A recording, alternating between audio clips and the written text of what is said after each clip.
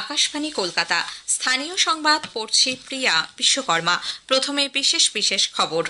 3 দিন বিরতির পর আগামীকাল বিধানসভায় বাজেট অধিবেশনের দ্বিতীয় পর্ব ফের শুরু হচ্ছে। বিজেপির নতুন রাজ্য সভাপতি নির্বাচনের ব্যাপারে কেন্দ্রীয় নেতৃত্বই শেষ সিদ্ধান্ত নেবে বলে দলের রাজ্য সভাপতি সুকান্ত মজুমদার জানিয়েছেন। কলকাতা হাইকোর্টের বিচারপতি জয়মাল্য বাগচি আগামীকাল সুপ্রিম কোর্টের বিচারপতি হিসেবে শপথ নেবেন। এদিকে আগামীকাল সুপ্রিম কোর্টে আরজিকর মামলার শুনানি। পথ দুর্ঘটনার কারণ বিশ্লেষণ করে পুনরাবৃত্তি ঠেকাতে এবং ক্ষতিপূরণের প্রক্রিয়ায় গতি আনতে রাজ্য সরকার বিশেষ কমিটি গঠনের সিদ্ধান্ত নিয়েছে। ইফতারের অনুষ্ঠানে যোগ দিতে মুখ্যমন্ত্রী মমতা ব্যানার্জি আগামীকাল ফুরফুরা শরীফে যাচ্ছেন। রাজ্যে আগামী দুদিন পশ্চিমের কয়েকটি জেলায় তাপপ্রবাহের সম্ভাবনা থাকলেও দক্ষিণবঙ্গের বেশ কিছু জেলায় আজ বিক্ষিপ্ত বৃষ্টির খবর পাওয়া গেছে। আসছে বিস্তারিত খবরে। 3 দিন বিরতির পর আগামীকাল বিধানসভায় বাজেট অধিবেশনের দ্বিতীয় পর্ব ফের শুরু হচ্ছে। প্রথমার্ধে প্রশ্নোত্তর, উল্লেখ পর্ব এবং দ্বিতীয়ার্ধে পুর ও নগরোন্নয়ন দপ্তরের আগামী অর্থবর্ষের বাজেট বরাদ্দের উপর আলোচনা হবে।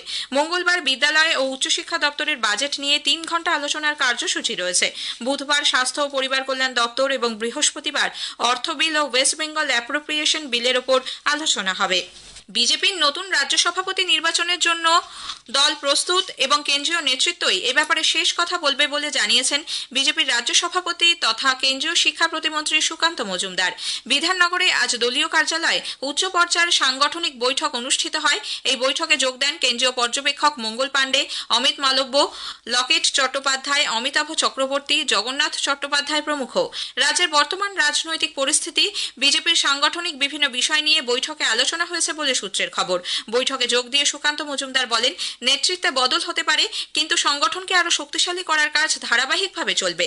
এদিকে তৃণমূল কংগ্রেস নেতা কুণাল ঘোষ এই বৈঠককে কটাক্ষ করে বলেছেন, এর সঙ্গে বাংলার উন্নয়নের কোনো সম্পর্ক নেই।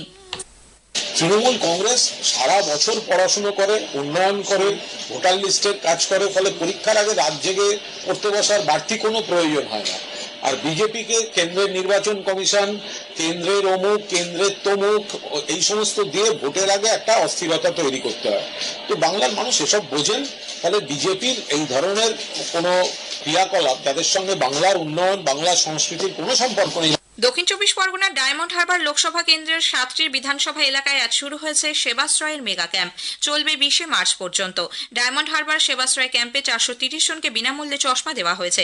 তারা সেবাশ্রয় শিবিরে চোখের চিকিৎসা করিয়েছিলেন। প্রতিদিন সকাল 9টা থেকে বিকেল 5টা পর্যন্ত এই শিবির চলবে। কলকাতা হাইকোর্টের বিচারপতি জয়মাল্য বাগচি আগামীকাল সুপ্রিম কোর্টের বিচারপতি হিসেবে শপথ নেবেন। প্রধান বিচারপতি সঞ্জীব খান্না তাকে শপথ বাক্য পাঠ করাবেন। উপস্থিত থাকবেন শীর্ষ আদালতের অন্য বিচারপতিরাও।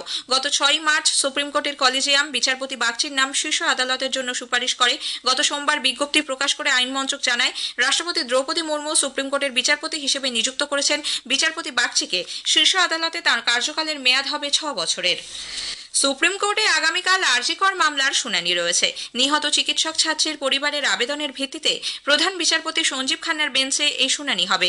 মৃতার বাবা মা সিবিআই তদন্তের গতি প্রকৃতি নিয়ে অসন্তোষ প্রকাশ করে সুপ্রিম কোর্টের দ্বারস্থ হয়েছিলেন।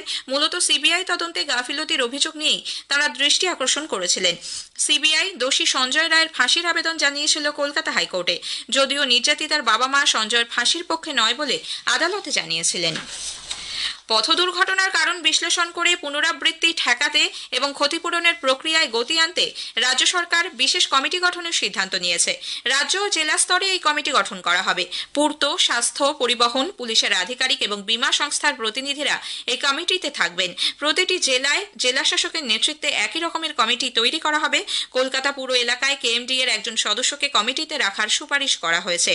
আগামী আর্থিক বছরের প্রথম থেকেই এই কমিটি কাজ শুরু করবে বলে পরিবহন দপ্তর সূত্রে খবর। প্রতি মাসে নিয়ম করে এই কমিটিগুলি বৈঠকে বসবে। নির্বাচন কমিশন আধার কার্ডের সঙ্গে এপিকের সংযুক্তিকরণের বিষয়ে আগামী মঙ্গলবার বৈঠক ডেকেছে। মুখ্য নির্বাচন কমিশনার জ্ঞানেশ কুমারের পৌরোহিত্যে ওই বৈঠক হওয়ার কথা। কেন্দ্রীয় স্বরাষ্ট্র সচিব, আধার কমিশনের সিইও, সংসদ বিষয়ক মন্ত্রকের সচিব এবং কেন্দ্রীয় আইন সচিবকে উপস্থিত থাকতে বলা হয়েছে। সমস্ত জাতীয় ও আঞ্চলিক রাজনৈতিক দলের কাছ থেকেও কমিশন এই বিষয়ে মতামত এবং পরামর্শ চেয়েছে। 30 এপ্রিলের মধ্যে কমিশনের কাছে এই পরামর্শ বা মতামত পাঠানো যাবে। আধার কার্ডের সঙ্গে লিপিকের সংযুক্তিকরণের বিষয়ে নির্বাচন কমিশনের বৈঠকে নীতিগত সিদ্ধান্ত নেওয়া হতে পারে বলে মনে করা হচ্ছে। উল্লেখ্য, তৃণমূল কংগ্রেস সাংসদদের একটি প্রতিনিধি দল সম্প্রতি দিল্লিতে নির্বাচন কমিশনে গিয়ে স্বচ্ছ ভোটার তালিকা তৈরি এবং ভোটার ও আধার কার্ড সংযুক্তিকরণের দাবি জানায়। এদিকে প্রবীণ কংগ্রেস নেতা অধীর চৌধুরী বলেছেন, তার দল একাধিকবার ভোটার তালিকায় কারচুপি নিয়ে সরব হয়েছে, কিন্তু ভোটার লিস্ট সংশোধন নয়, তৃণমূল কংগ্রেসের আসল উদ্দেশ্য হলো ভোটের প্রচার। ভোটার লিস্টকে সংশোধন করার নামে যেন বাংলায় নতুন করে ভোট প্রচার, ভোট পর্ব শুরু হয়ে গেল। কে কোথায় কাকে ভোট দিতে পারে তার আগাম তালিকা তৈরি করে তাদেরকে ভয় ভীতি প্রদর্শন এবং তার পাশাপাশি সাম্প্রদায়িক বার্তা প্রচার করা হচ্ছে। ভোটার লিস্ট সংশোধিত হোক, কিন্তু সাম্প্রদায়িক প্রচার বন্ধ হোক। মানুষকে বিভ্রান্ত করার রাজনীতি যদি ভোটার লিস্ট সংশোধন হয়, সাধারণ মানুষ যাবে কোথায়? স্থানীয় সংবাদ শুনছেন আকাশবাণী কলকাতা কেন্দ্র থেকে। আমাদের সংবাদ শোনা যাচ্ছে ইউটিউব চ্যানেল আকাশবাণী সংবাদ বাংলা, ফেসবুক ও ইনস্টাগ্রাম আকাশবাণী সংবাদ কলকাতা এবং এক্স হ্যান্ডেল AIR নিউজ কলকাতাতে। ইফতারের অনুষ্ঠানে যোগ দিতে মুখ্যমন্ত্রী মমতা ব্যানার্জি আগামীকাল ফুরফুরা শরীফে যাচ্ছেন। উন্নয়ন প্রসঙ্গে বিধায়ক তথা ফুরফুরা শরীফের পীরজাদা নওশাদ সিদ্দিকের সঙ্গে মুখ্যমন্ত্রীর সাম্প্রতিক বৈঠকের প্রেক্ষিতে এই সফর তাৎপর্যপূর্ণ বলে মনে করা হচ্ছে। রমজান মাস উপলক্ষে ফুরফুরা শরীফে সরকারি উদ্যোগে ইফতার সমাবেশের আয়োজন করা হয়েছে। পাশাপাশি এই সফরে পীরজাদা তোয়াহা সিদ্দিকের সঙ্গেও তার বৈঠক হতে পারে। পশ্চিম মেদিনীপুরের নারায়ণগড়ে বিজেপির এক প্রাক্তন মহিলা কর্মীকে ধর্ষণের অভিযোগ খতিয়ে দেখতে ডক্টর অর্চনা মজুমদারের নেতৃত্বে জাতীয় মহিলা কমিশনের একটি দল আজ ওই এলাকায় যান। মকরামপুরে নিগৃহীতার বাড়িতে গিয়ে নির্যাতিতা এবং তার পরিবারের লোকেদের সঙ্গে সদস্যরা কথা বলেন। সাংবাদিকদের ডক্টর মজুমদার বলেন, অভিযুক্ত শাসক দলের ঘনিষ্ঠ হওয়াতেই পুলিশ নিষ্ক্রিয়। আজ পর্যন্ত ধর্ষককে কেন অ্যারেস্ট করা হয়নি?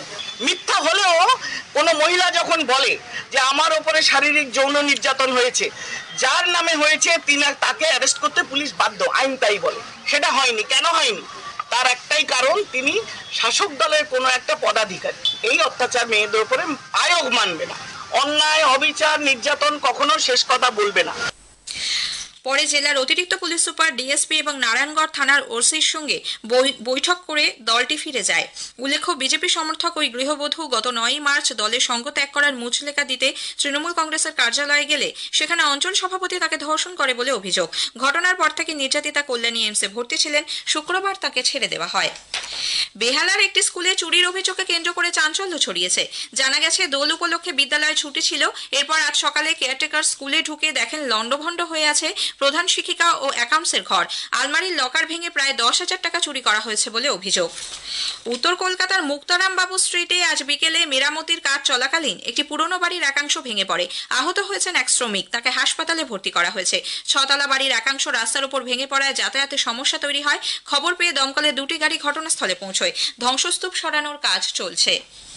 পূর্ব বর্ধমানের জামালপুরের নবগ্রামে পুরনো বিবাদকে কেন্দ্র করে দুপক্ষের সংঘর্ষে প্রায় 13 জন আহত হয়েছেন। গতকাল দুপুরে লাঠি ও ধারালো অস্ত্র নিয়ে একে অপরের ওপর চড়াও হয় তারা। তাদের জামালপুর ব্লক প্রাথমিক স্বাস্থ্য কেন্দ্রে ভর্তি করা হয়েছে। দুজনের আঘাত গুরুতর হওয়ায় তাদের বর্ধমান মেডিকেল কলেজ হাসপাতালে স্থানান্তরিত করা হয়। রাতভর অভিযান চালিয়ে 9 জনকে গ্রেপ্তার করা হয়েছে।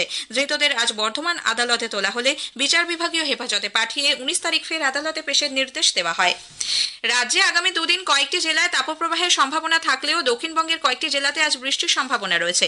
বাঁকুড়ায় আজ বিকেলে বজ্রবিদ্যুৎ সহ বৃষ্টি হয়। বেশ কিছু জায়গায় শিলাবৃষ্টিরও খবর পাওয়া গেছে। পূর্ব বর্ধমান, উত্তর 24 পরগনার বেশ কিছু জায়গাতেও আজ কয়েক পশলা বৃষ্টি হয়েছে।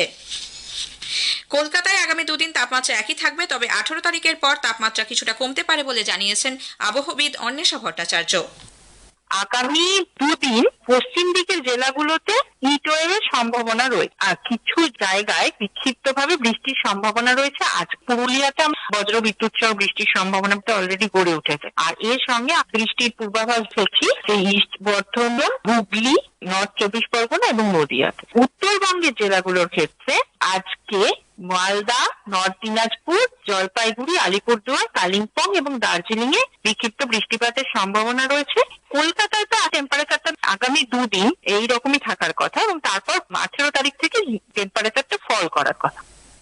শেষ করার আগে স্থানীয় সংবাদের বিশেষ কিছু অংশ আরও একবার। 3 দিন বিরতির পর আগামীকাল বিধানসভায় বাজেট অধিবেশনের দ্বিতীয় পর্ব ফের শুরু হচ্ছে। বিজেপির নতুন রাজ্য সভাপতি নির্বাচনের ব্যাপারে কেন্দ্রীয় নেতৃত্ব শেষ সিদ্ধান্ত নেবে বলে দলের রাজ্য সভাপতি সুকান্ত মজুমদার জানিয়েছেন। স্থানীয় সংবাদ শেষ হলো। এরপর খেলার খবর 8টা বেজে 10 মিনিটে।